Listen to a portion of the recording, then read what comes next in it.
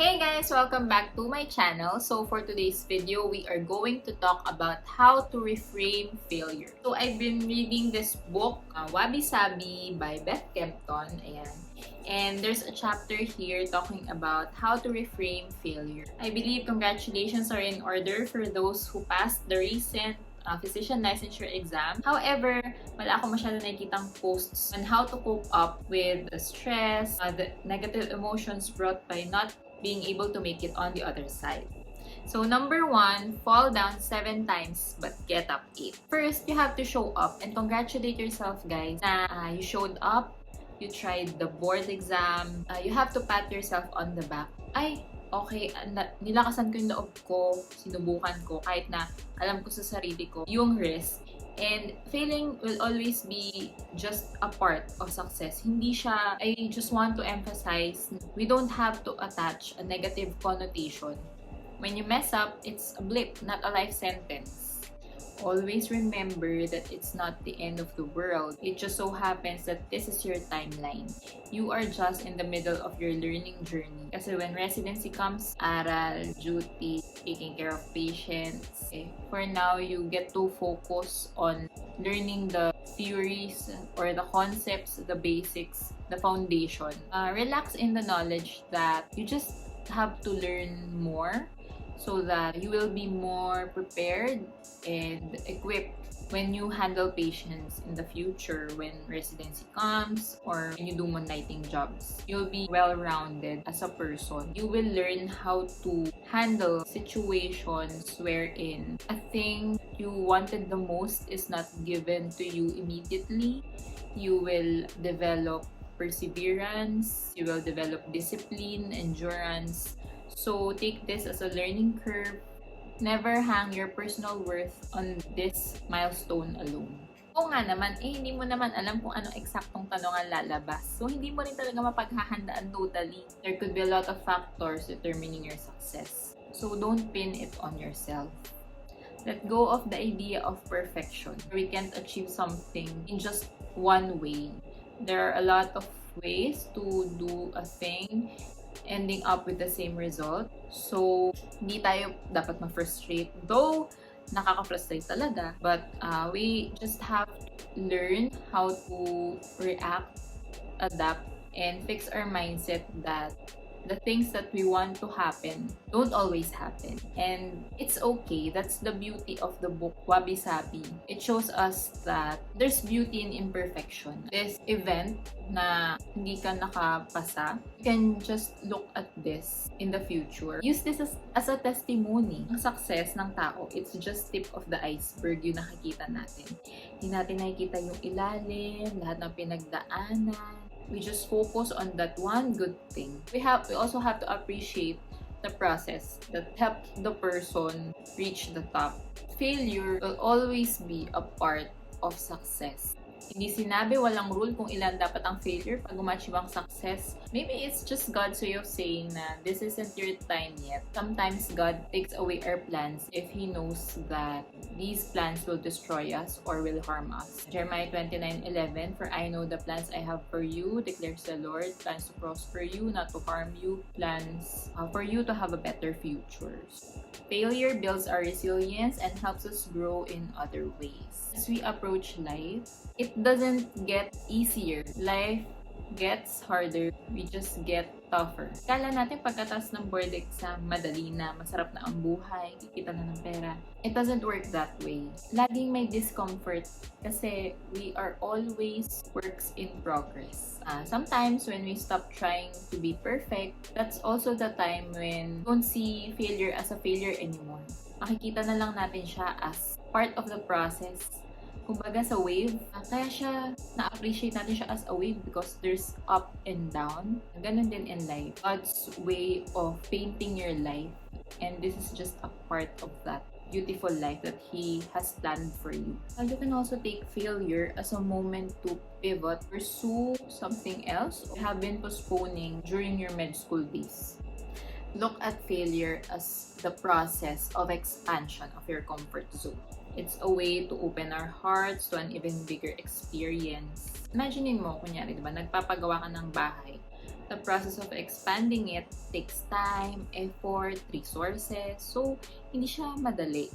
The process itself can be challenging, frustrating, but you have to go through that phase in order to achieve the bigger space, the bigger comfort zone. Elusive ego-driven perfection kills our process of healing. Siguro kung ibababa natin yung pride natin, yung ego natin, it will be easier for us to move on. Grieving time can be shorter, more time for us to plan ahead on how to take up the next challenge. I also think that letting go of our ego is essential in the future because there will be more circumstances that will really humble us, especially in residency, that we have to practice humility because that is the only way we are going to learn. If we feel like, okay na ako, alam ko na yan, alam ko na to, you will not take the time to look at the things na kailangan mo pang aralin. So, what are the 10 ways to nurture resilience? Number 1 is to boost your physical vitality. Pang grade 1 naman yung tip mo, Doc. The only weapon you got is yourself. Sarili mo yung mag-exam eh. Nourishment. Of course, you have to eat. Mas mahirap ang comprehension when you lack glucose. When you have regular exercise, mas kaya mong mag-aral. Also, mabilis ang iyong comprehension. It's all about maintaining a balanced life, cutting out engagements that don't serve your purpose in life. So you can decline respectfully. This boosts your mental vitality. This allows you to de-stress, eliminate distractions. It's still advisable to take short breaks. At the beginning of your reading, you tend to remember the first parts. So more beginning and end, meaning more retention of what you have read. Practice coping with the small things so you can cope better with the big things. No? Cope, adapt, ganun. Life is designed for us to adapt to. You may take this event as something big to cope up with. However, I will tell you, in the future, there will be bigger things that you have to cope up with. Loss of a loved one, changes with your health, limiting you to do the things you used to do. Set yourself a series of goals and work towards them. Pwede kang mag-create ng rewarding system, no? Grow something and pay attention to the difference that your care can make. Example ko is cactus. Any plant. Sa una, lit lang siya, isa lang siya. Tapos kapag inalagaan mo na siya, water it regularly, makikita mo ay nanganganak na siya, nagkakaroon na ng bagong dahon. Mareremind ka na, when you take care of something, when you do something consistently, you will see results, tangible results. And it will remind you na if you just give the same consistency, diligence with studying, reviewing for your exam, eventually you will see your name on that list. Make regular notes of the things you do well to remind you how capable you are. Ma-remind ka na, kaya ko pala to. Nagawa ko na pala to. So, kaya ko ulit gawin. To believe in yourself. And sometimes, we believe in the things that we see. It could be helpful to list down the things you have achieved, accomplished. Little fuel when you feel burnt out.